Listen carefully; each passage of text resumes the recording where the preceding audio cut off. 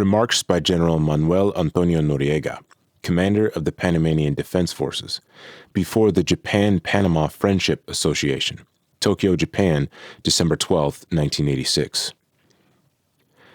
The Japan-Panama Friendship Association was kind enough to extend an invitation so that I might come to talk with you on important issues of the day, issues of interest for both our countries. I am grateful for such an honor, because I am conscious of my responsibilities as a Panamanian official and as a citizen. And this invitation gives me the opportunity to meet here such distinguished Japanese private sector leaders and very good friends with whom I share the goal of strengthening all the ties of friendship which unite the Japanese and Panamanian peoples. Only some 25 years ago, Japan was a silent voice in the concert of international politics. But today, and although the Japanese may not wish it, your country has great influence in world affairs by virtue of its conduct and its example. In a certain sense, what Japan does affects the way of life of the rest of the world. All of the most important observers of the Japanese phenomenon concur in pointing out that economically, the performance and example of Japan are irresistible. The Japan of 1986 is a powerful force in international trade, in monetary and financial affairs, as well as in science and technology, thanks principally to the brilliant creativity and the hard work of the Japanese people. It is an undeniable fact that as Japan emerges as a trans-Pacific economy, it will have to carry out an increasingly important role in the problems of international politics worldwide, since the Japanese today recognize very well that their domestic and foreign interests can coincide at times. We Panamanians are struggling to modernize our society by eliminating vestiges of economic and social backwardness, which still affect some sectors of our population. We admire Japan's performance and example, which are founded primarily on a solid and profound scientific, technological, and humanistic education. But we try to understand Japan as it is, not as other countries wish it were. We know that within the immense interchange of goods, ideas, and capital that its labor has stimulated throughout the world, Japan has its own strong personality. We have before us two situations which flow toward common coordinates. On the one hand, the growing role that Japan will have to exercise in world affairs, and on the other, the facts related to the strategic location of the Republic of Panama, of such vital importance for free international trade and the maintenance of peace. Therefore, the concrete interests of our two countries compel us to examine seriously and responsibly all those situations which could affect, positively or negatively, legitimate interests which serve only mutual and equitable benefits for the Japanese and the Panamanians. Central America. Because of its possible impact on the security of interoceanic transit through the Panama Canal, it is imperative that we first express our serious concern about the crisis that the Central American region has endured for 7 years. What occurs in all of Central America has to be of particular interest to the Republic of Panama. The delicate political-military situation in that region may impact negatively on the development and national security goals of the Panamanian nation. For this reason, the government of Panama, together with its armed forces, has decided not to allow itself to become involved directly in any confrontation between groups or states in the region. Nonetheless, this decision by Panama implies neither passivity nor lack of interest. On the contrary, Panama has decided to participate actively as a mediator and as a moderating factor through the efforts of the Contadora Group. As is known, the Contadora Group worked intensely for 3.5 years to reach agreement on a document known as the Act of Contadora for Peace and Cooperation in Central America, which was presented to the foreign ministers of the region on June 7th of this year, and which was the result of a sincere effort to find possible formulas of conciliation. Unfortunately, serious differences have arisen about international military maneuvers, control and reduction of weapons, and the level of national forces. These differences have produced stagnation in the initiatives of the Contadora Group. In his annual report for 1986, the Secretary General of the United Nations, Javier Pérez de Cuellar, points out quite correctly the present situation in Central America when he states, "The Central American crisis has deteriorated continuously because of the growing interference of conflicting ideologies and the attempts to impose unilateral solutions by use of force. We face then the undeniable fact that the political and military crisis in Central America is being prolonged, and along with it, the economic crisis of the region is growing more acute. And the insistence on a strictly military solution undermines social programs, because the more that is spent on arms, there are fewer economic resources for hospitals, schools, low-cost housing, and highways. In reality, what is happening in Central America, casting aside all literary adornments to explain it, is that the region is simply becoming an experimental battlefield for new military doctrines and concepts, such as, for example, that of the violent peace. Extraordinary efforts must be undertaken if we are to retain the hope that the Contadora process can still offer the best possibilities for a measure of peace in Central America. Perhaps an initial mistake in the Contadora efforts is that they had as their objective to find a single solution to all the conflicts in the region, both present and future, with emphasis on political and diplomatic measures, but without the participation of military leaders involved in those conflicts. And one of the difficulties with the peace formula of that group is due to the fact that the manner of regional conflict has not changed much since 1983. At this time, most objective analysts have the impression that the Central American conflict has been reduced to a confrontation between two countries, Nicaragua and the United States of America. We are convinced that the achievement of peace rests on the direct and fundamental responsibility of the sovereign countries of the Central American region, on the basis of mutual respect and on the political independence of each nation. We are also convinced, however, that a broader and more genuine peace will only be possible to the extent that real social progress is achieved for the peoples of Central America, the product, first of all, of a palpable social justice, but also of the development of their economic, human, and intellectual potential. In this respect, the industrialized powers, for which the whole world is becoming a single economy, have an exceptional opportunity to contribute to and to participate in the reconstruction and strengthening of the economic and social structure of all the countries of Central America, through realistic and efficient cooperative programs in both the public and private sectors. Japanese-Panamanian relations. Now I would like to turn to matters which are of more specific interest within the framework of our bilateral relations. I begin by pointing out with great pleasure that since the end of the 70s, there has been between Panama and Japan a period characterized by cordial, friendly relations in all areas of cooperation. In the private sector, which you represent in such a distinguished manner, there has been an explosion of initiatives for the establishment of Japanese banks and firms, which have chosen Panama as their center for international operations, above all for Latin America. The Panamanian government has reiterated its sincere desire that the Japanese private sector continue to invest in Panama, and it offers all the security guarantees as well as the necessary incentives so that the Japanese private sector and its representatives can develop their activities without impediments of any kind within the framework of Panamanian laws. Within that broad program of cooperation, which has already had many important achievements, one which stands out is the request made for the financing of the Northern Corridor and the studies of the Southern Corridor, both projects of vital importance for the future development of Panama. The Panama Canal. But unquestionably, the most noteworthy matter in the relations between Panama and Japan today is our mutual interest with respect to the present situation and the future of the Panama Canal. These are key issues for my country and for the development of international transportation and communications. It must be deeply satisfying for our two countries that the Tripartite Study Commission on Alternatives to the Panama Canal, which comprised Japan, the United States, and Panama, has begun to work seriously and efficiently in its headquarters in Panama City. And we are sure that in the next 5 years, this important commission will present its conclusions and recommendations on the best alternative to the present Panama Canal. As you will recall, the establishment of the Tripartite Commission was necessary in order to fulfill Article 12 of the 1977 Panama Canal Treaty.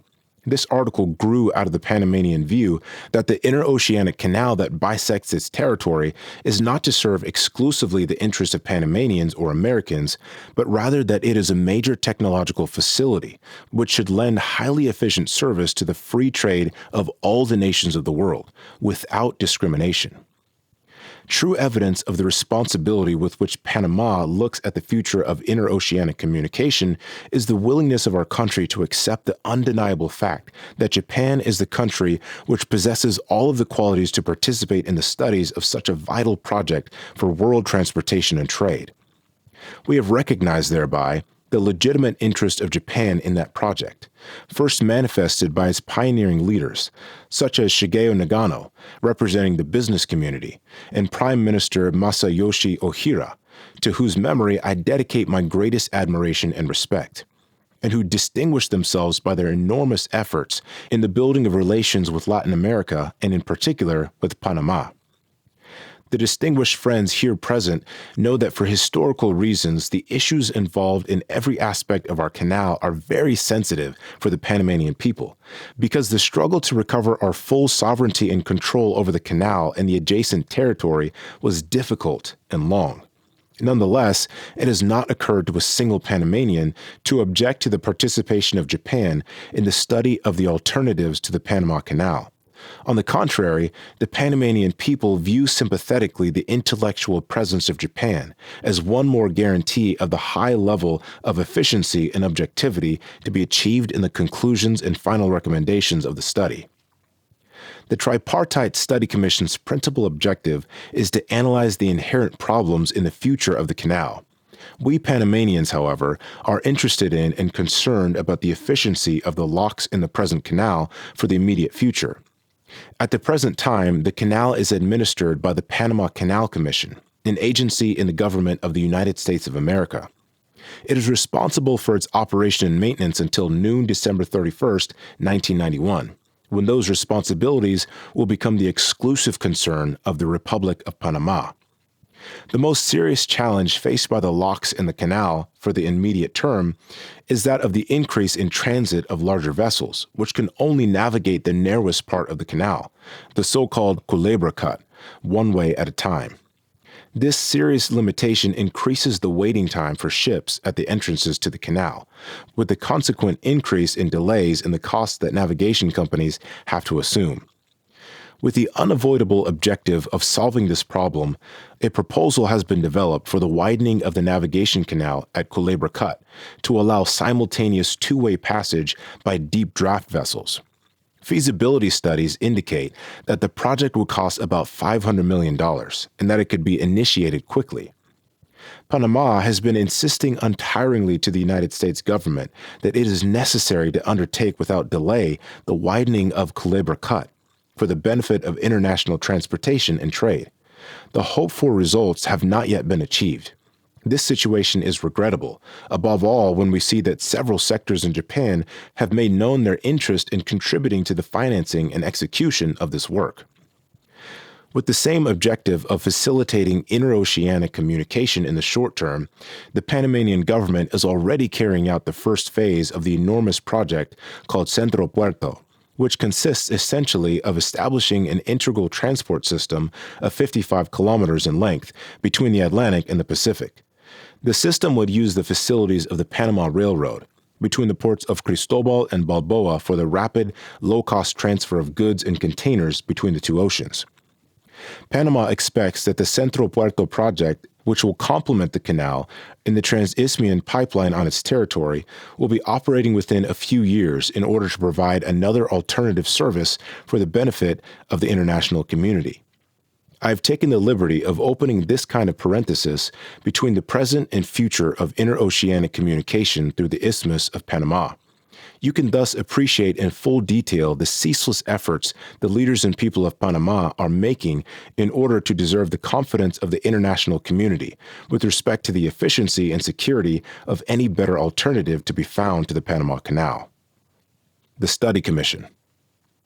As far as Panama is concerned, the work to be completed by the Study Commission on alternatives to the Panama Canal is, then, a very important part of all the preparations that my country is making to take over responsibly, seriously, and efficiently the operation, maintenance, and defense of the Panama Canal, or an alternate route, as of noon of December 31st, 1999. The study is of transcendental importance for us Panamanians because it is of such scope, content, and reach that it will define in large measure the future of the Panamanian nation, as indeed the Panamanian commissioners have pointed out. It is important to bear in mind that the principal goal of the study is to identify and evaluate the feasibility, from the technical, economic, ecological, social, and financial perspective, of a plan to modernize the transisthmian transport system in Panama, which can be executed as the best possible alternative to the present Panama Canal. The best alternative, which will ultimately be identified, should allow for the maximum exploitation of Panama's geographic advantages. The international community, governments as well as organizations, have recognized already that the Republic of Panama's greatest natural resource is its geographic location. Therefore, my country has every right in accordance with the norms of international law to exploit that resource for the benefit of all its citizens. The alternative to be identified will be chosen from among the following. 1. The widening, improvement, or modernization of the existing canal by means of the construction of larger locks. 2. The construction of a sea-level canal between the Atlantic and the Pacific. 3. The construction of another interoceanic transportation system on this Isthmus of Panama. This would be a non-hydraulic system such as railroads, highways, conveyor belts, ducts, etc. At present, the Study Commission has already defined the reference terms for the study, and these were approved in the final report by 3 participating governments. Work is underway on the administrative structure of the Executive Secretariat of the Commission and on the planning of the study, in accordance with a timeline chart with a continuous duration of 5 years. On June 19, 1986, the Study Commission published the text of the Announcement for Request of Pre-Qualification Information. In it, the Commission requested qualifying data from international consortia composed of companies and entities of the Republic of Panama, Japan, and the United States of America, interested in participating equitably in the development of the detailed plan of study, the execution of the feasibility analysis, and the drafting of the final report.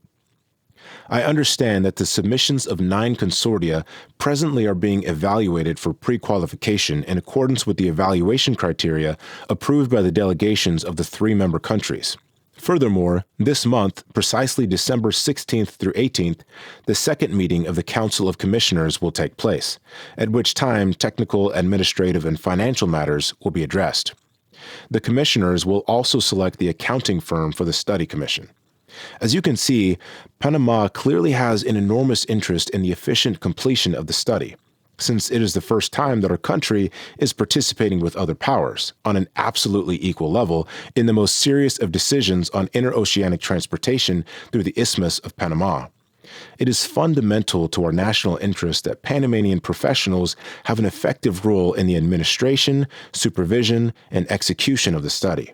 It is not necessary to take into consideration the origin of the funds for said study, because it concerns a multidisciplinary undertaking of high technical and scientific quality in which Panamanians will be able to apply their creative abilities, learning at the same time from the Japanese and American colleagues. As the second user of the Panama Canal, Japan is interested in the efficient completion of the study, as has also been manifested in a consistent and permanent manner since the creation of the Commission in September 1985. Conclusion. One of the dearest traditions etched in the mind and heart of every Panamanian is his vocation to help in constructing a peaceful world on a solid foundation of understanding, cooperation, and solidarity among peoples and states. For this reason, we Panamanians have always intended that our canal or any alternative project be a bridge to peace and a step towards progress that is managed in an efficient and entirely neutral manner.